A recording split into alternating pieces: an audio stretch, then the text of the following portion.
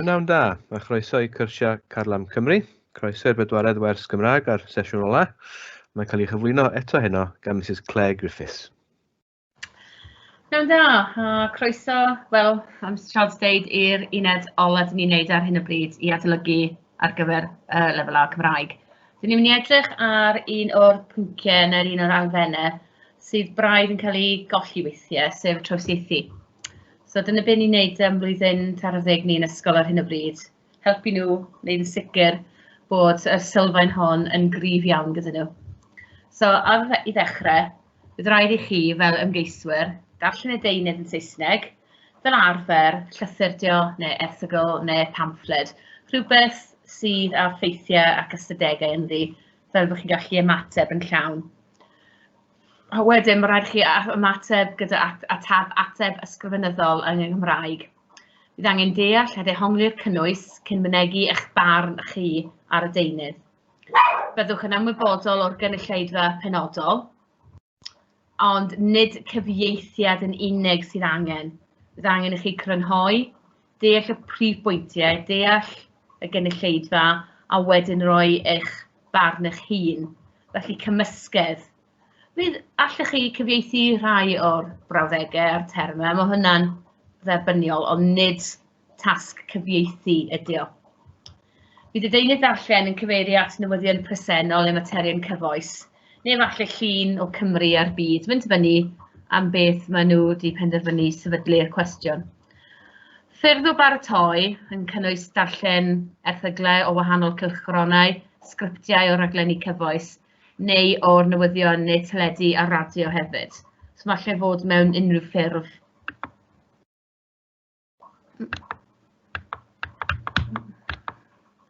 Right, so, ni cheir... O, mae'n flin dwi. Rhaid fi'n mynd nôl. Mae di neidio arnau, aros fyded. Right, awn ni nôl nawr te. Mae hwn yn digwydd weithio, ynddo fe, fel mae'n neud yn ysgol. Right. Na'r sleid ni eisiau. Right, so ni cheir defnyddio geiriadur o unrhyw fath yn yr asesiad neu'r arholiad. Sef geiriadur fel llyfr, neu geiriadur ar tablet, neu'r teledu, neu'r sgrin, neu'r eich ffôn. Does dim hawl i chi defnyddio hyn o gwbl, fel mae'n dweud yn y Saesneg gan ecbac ynddo fe. So deall dyn ni'n edrych arni, nid cyfieithiad. A sut ydych chi'n defnyddio'r iaith i ymateb mewn ffordd mae'r ffurf yn gofyn amdani. Iawn? Nid cyfieithiad ydy o gwbl. Right, fel enghraifft, mae enghraifft fan hyn o adran B sydd y trawsieithu. Fyddwch chi'n cael erthygl yn Saesneg ar un ochr o'r tudalen, a wedyn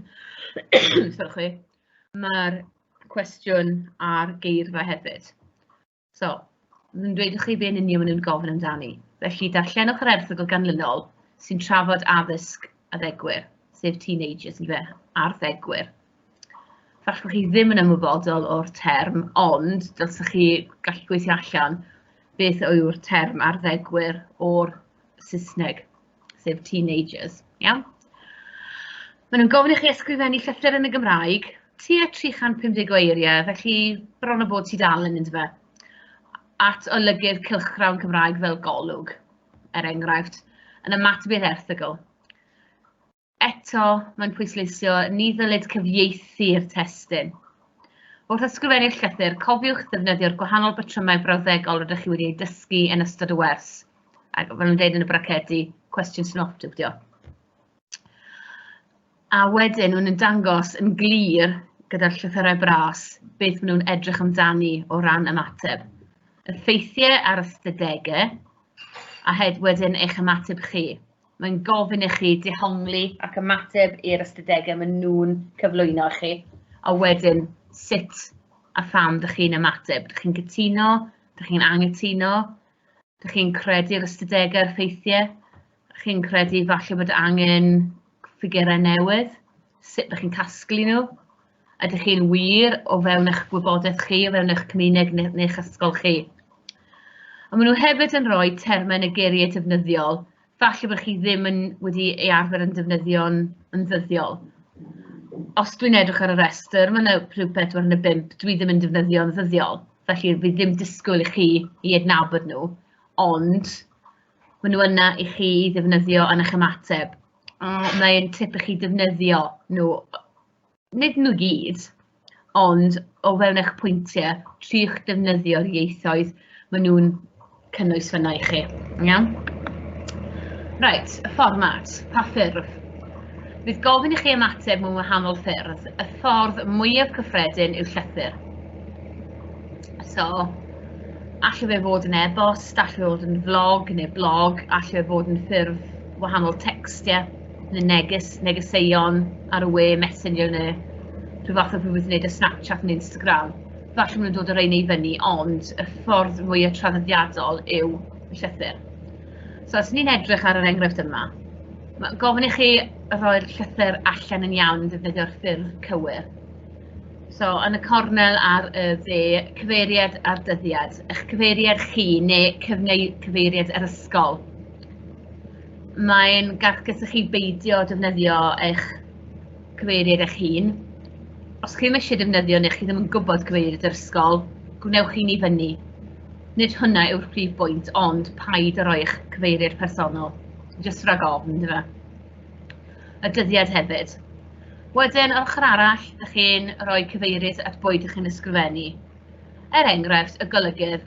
Os chi'n gwybod yr enw, rhowch golygydd, mae hwnna'n berffaith iawn. Neu gwnewch enw I fyny. Eto, nid y prif bwynt di o. Golwg a wedyn yn Llanbed di hwn. A mae cod post Abertawe yna. Yn dechrau gyda annwyl. Dyna'r ffordd ydych chi'n dechrau llythyr. Chi'n gwybod hwn yn barod, ond mae'n jyst werth mynd drosti yn dweud. Reit, paragraff agoriadol. Byr. Dyma lle ydych chi'n dweud a reswm am eich ysgrifennu. A wedyn, rhif 5, y prif bwyntiau yw dyma lle mae bôn y llythyr. Okay? Dyma lle ydych chi'n rhoi o leia 3-4 o bwyntiau a wedyn eich ymateb. Dyma lle mae'r ystadegau a'r ffeithiau yn mynd hefyd, a'ch enghreifftiau chi I cefnogi eich pwyntiau. Wedyn I orffen paragraff byr fel diweddglo, rhywbeth dyn ni'n mynd I edrych ar tudalen nesaf, ond diolch yn fawr am darllen ffilchau yn erbyn beth bynnag yw'r erthygl amdani. A wedyn, oherwydd chi ddim yn adnabod y golygydd falle, yr eiddoch yn gywir, a wedyn eich enw. Eto, os ydych chi'n rhoi eich enw iawn, wnewch enw I fyny. Smart. Os ydych chi'n defnyddio ffurf arall, chi'n ymateb fel I e-bost neu erthygl, does ddim angen pwyntiau 1 neu 2, dim ond 3 I 7, ynddo fe. Dim ond mewn llythyr ydych chi'n rhoi y ddoi cyfeiriad. Right, nawr te. Cynnwys y llythyr, neu eich ymateb chi, ynddo fe. Cyflwyniad, y reswm am ysgrifennu sef y paragraff cyntaf. Does dim rhaid, mae'n dweud yn bocs melyn, does dim rhaid gwneud paragraff ar gyfer pob pwynt. Triwch roi pwyntiau 2 I 5 ar gyfer pob pwynt ych chi eisiau I wneud, ond yw hwn ddim yn hanfodol. Yn y cynnwys, dyma lle mae'r ffeithiau'r ystadegau eich prif bwyntiau yn mynd. Wedyn, chi'n mynegi eich barn, profiad neu enghreifftiau eich hunain, neu eich teulu neu eich ffrindiau. Beth ydych chi eisiau I wneud yn y dyfodol, beth ydych chi'n gobeithio fydd y llythyr yn trio wneud, os yna rhyw syniad gyda chi os ydy wella neu newid y sefyllfa. Sylwadau ar sut I wneud hynny at bwy ydych chi moyn ateb. A wedyn crynhoad sef y paragraff olaf I orffen, lle chi dweud diolch am ddarllen a gobeithio yna I cael ateb nôl rhywbeth felly ynddo fe. Reit te. Cyn dechrau'r cwestiynau trawsieithu o'r gyn-papurau, dylech chi ymarfer eich agweddau gramadeg, mae hwn yn holl bwysig pan ydych chi'n trawsieithu. Enghraifft, ffurfiau berfau mwy cyffredin, mae hwn yn bwysig. Yr arddodiad, sef am yr atgan, heb I o dan drostrwy wrth hyd, chi'n defnyddio rhai cywir, a hefyd treiglo cywir sy'n dod cyn neu ac ar ôl yr arddodiad. A wedyn, hwn yw'r ffurf mwyaf poblogaidd yn ôl y trawsieithu, yw'r ffurf ymodol. A ni wedi gwneud hynna yn gwers 1, gwers 2. So, ewch nôl ac edrych ar hynna. Mae'n holl bwysig eich bod yn deall sut I ddefnyddio'r ffurfiau yn gywir. I ddefnyddio'r ffurfiau yn gywir. Falle. So, mae hwn yn dangos eich cryfder ar y sylfaen o'r Cymraeg sydd gyda chi. Yn ôl y mynegiant, newch yn siŵr bod chi'n ateb yn y ffurf cywir. Gyda llythyr, sut i osod y llythyr allan ar gramadeg yn yr geirfa mwy ffurfiol. Amrywiaeth o dechreuadau brawddegau, megis wahanol idiomau, a bydd ni'n mynd dros rheina hefyd. Allwch chi dechrau brawddeg gyda idiom. Chi'n ymateb i'r barn, cos mae'r erthygl fel arfer yn gyffredinol barn ydi o. Maen nhw'n trio roi ochr i fyny i chi. Chi'n tuno, chi'n anghytuno, pam. Newch yn siŵr bod chi'n defnyddio gwahanol amserus yn y tenses, y gorffennol, y dyfodol, yr ymodol, yn benodol, a'r presennol hefyd. Yn ywedig os ydych chi'n sôn am rhywbeth sy'n yn y newyddion yn gyfoes, ynddo fe. Trydydd person, dyma lle chi'n gallu defnyddio enghreifftiau o teuluoedd a ffrindiau, pobl yn yr ysgol, neu chi eich hun falle. A wedyn, yr idiomau a'r cysyllteiriau.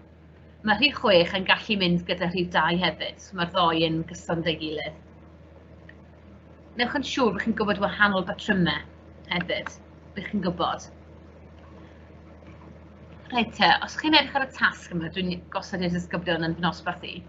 Beth ydy'r brawddegau ar y daflen? So, yna enghraifft, okay?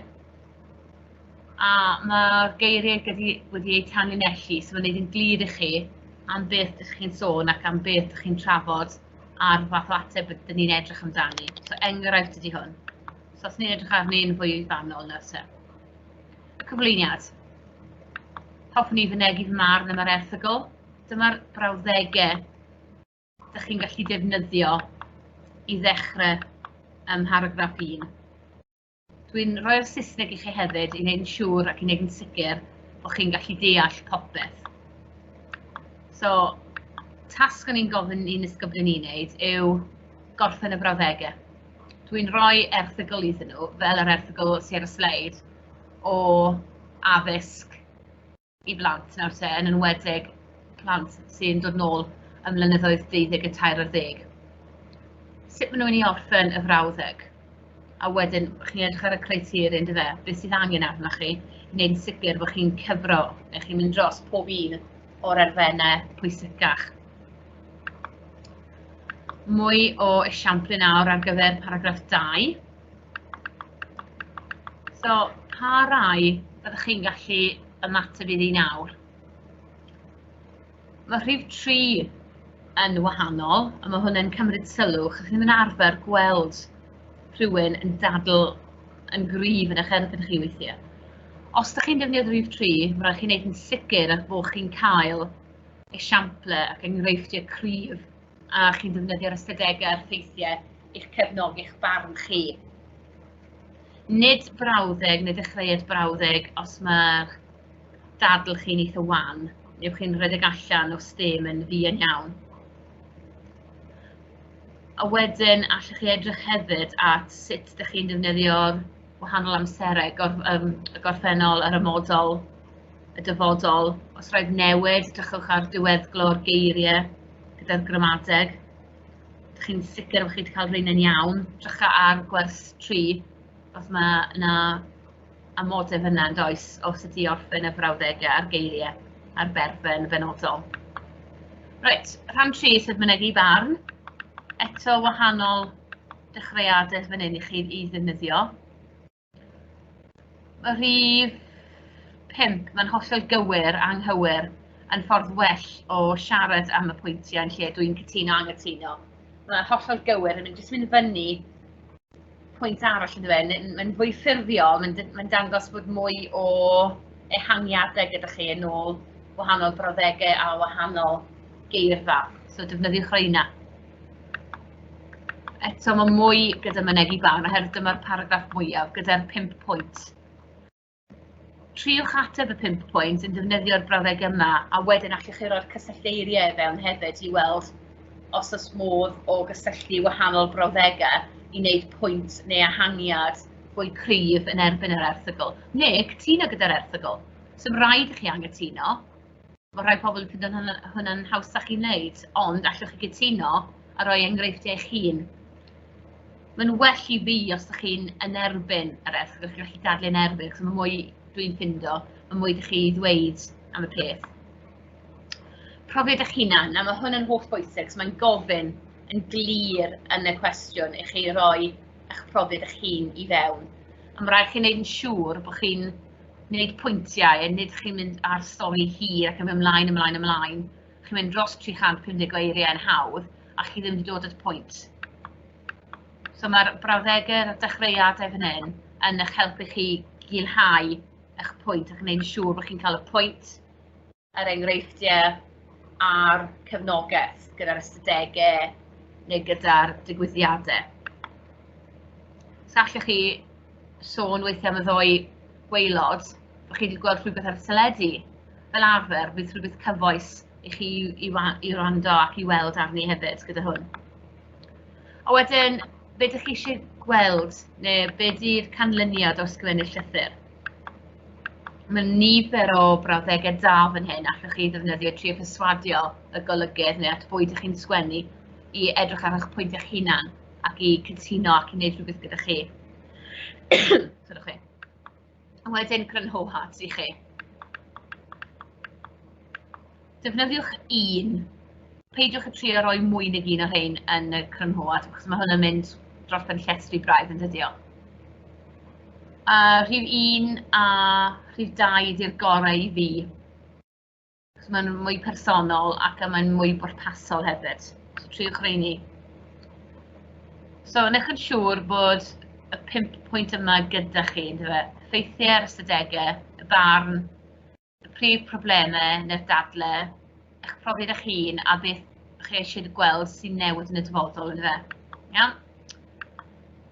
Reit, nawr, beth o'n i'n wneud gyda'r nosbarthu wrth diwetha, oedd cael yr erthygl a wedyn mynd trwyddi gyda uwcholeuwyr I edrych am ffeithiau mewn un lliw, ystadegau lliw arall, barn, o'n i'n mynd trwy'r criteria yma, Cymraeg a Saesneg, I wneud yn sicr mwyn gallu ffindo'r wahanol elfennau fan hyn.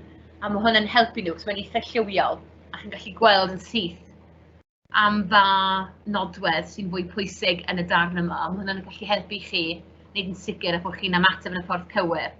Iawn? Mae hwn yn tasg sydd yn hynod effeithiol ac yn eich helpu chi cyn I chi mynd I wneud cwestiwn trawsieithu. Iawn? Reit, o'n i'n sôn am idiomau a ffriadillau. Nawr te, mae yna ddoi PowerPoint fan hyn, a fydd rhain yn cael ei gynnwys I chi gyda'r wers. So ni'n mynd I ddechrau gyda edrych ar idiomau ffriadillau, cos mae'n bwysig bod chi'n gallu defnyddio y rhai wahanol, chi'n gallu cael ehangniad, chi'n cael dewis da o wahanol pethau ac idiomau, yn lle jyst defnyddio yn fy marn I a bod yn onest, rhywbeth felly, ynddo fe. Nawr te, jyst cael hwn I fyny I chi.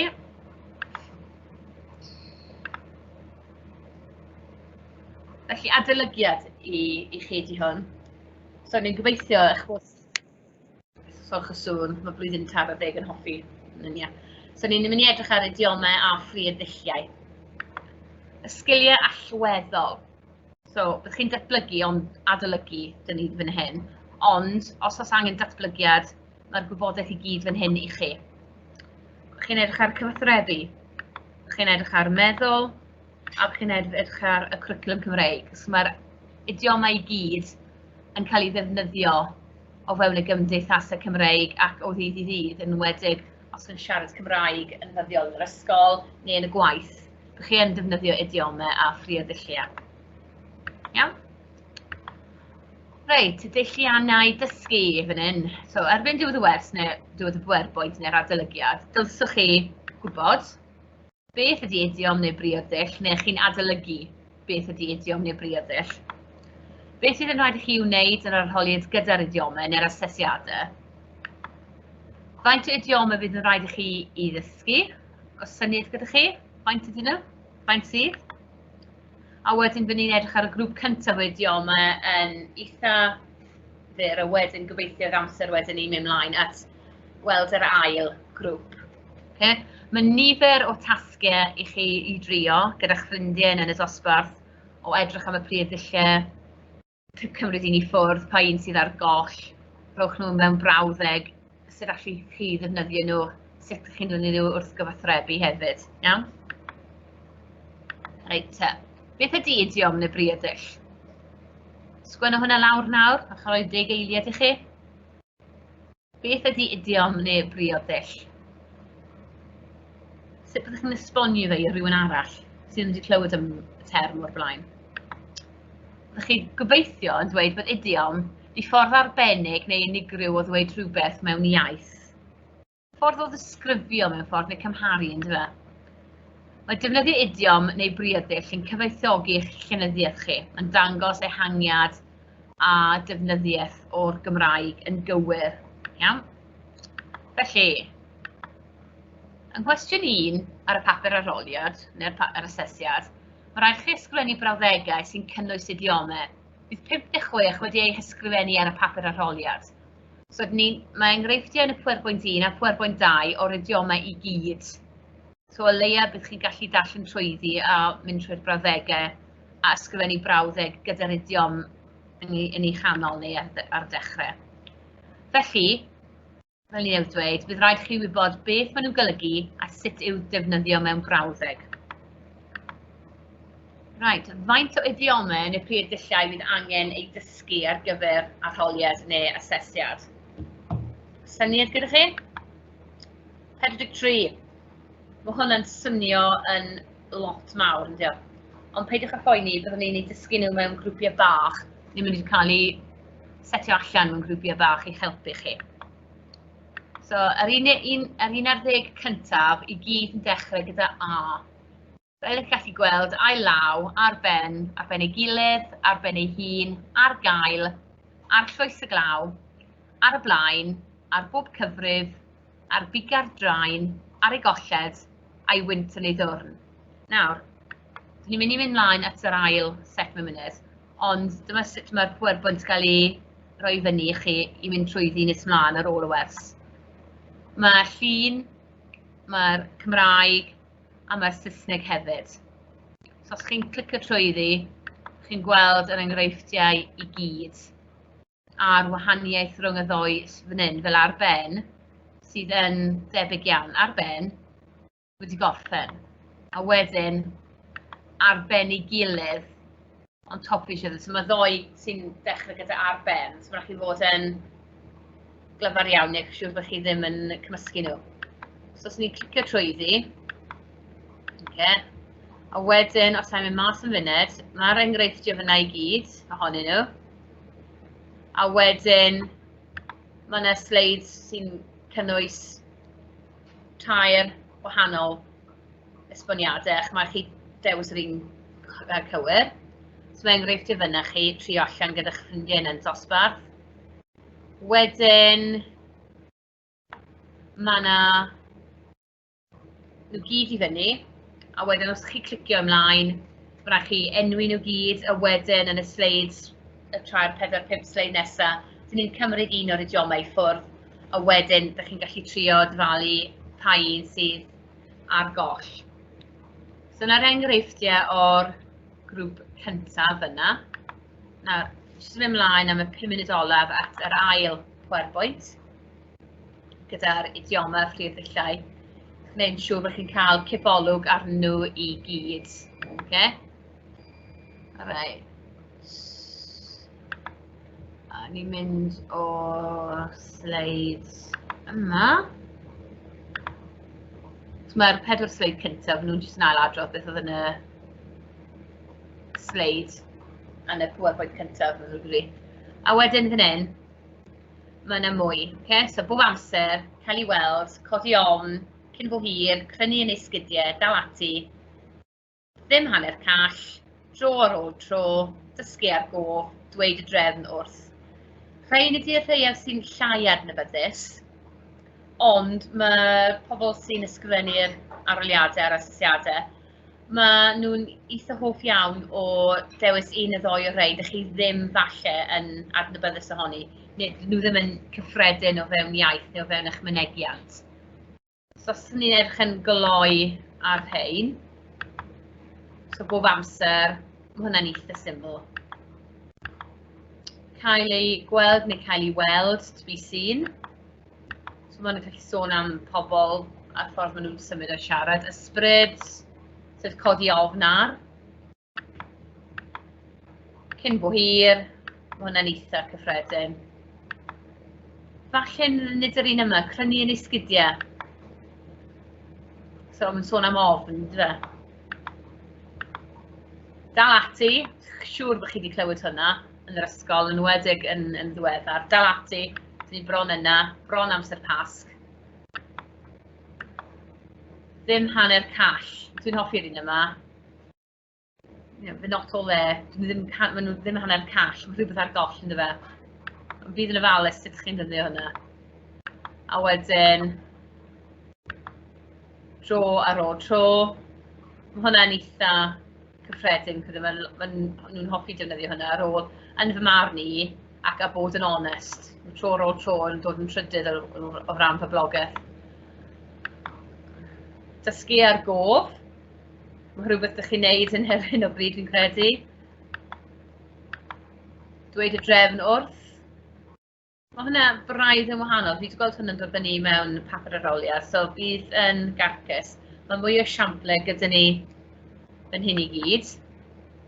A wedyn, ni'n cael y siample a dyn ni wedi tynnu cuddio'r lluniau, o wedyn yma chi dyfalu pa un sydd yn cuddio. Okay? So, mae mwy o siample yn hyn. Chi'n rhoi tipyn bach o esgus a clyw i chi, ynddo fe?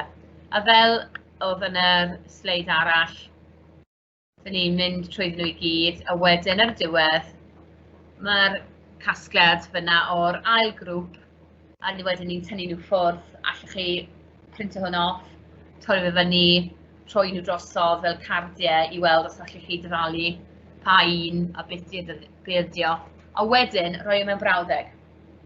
So sut byddwch chi'n rhoi rhif 18 mewn brawddeg? Hanner call. Sut byddwch chi'n rhoi 19 tro ar ôl tro? Dysgu ar gof. Codi ofn. Triwch rhoi nhw mewn brawddeg. Byddwch chi'n rhoi nhw ar dechrau'r brawddeg fel dechreuad, neu byddwch chi'n rhoi e fel esboniad a cymhariad falle, o ryw elfen yn yr erthygl.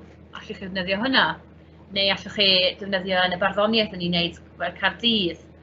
Falle, pan ydych chi'n ysgrifennu ateb i cwestiwn ar Sesiwn, neu'r tŵr, beth bynnag ydi o.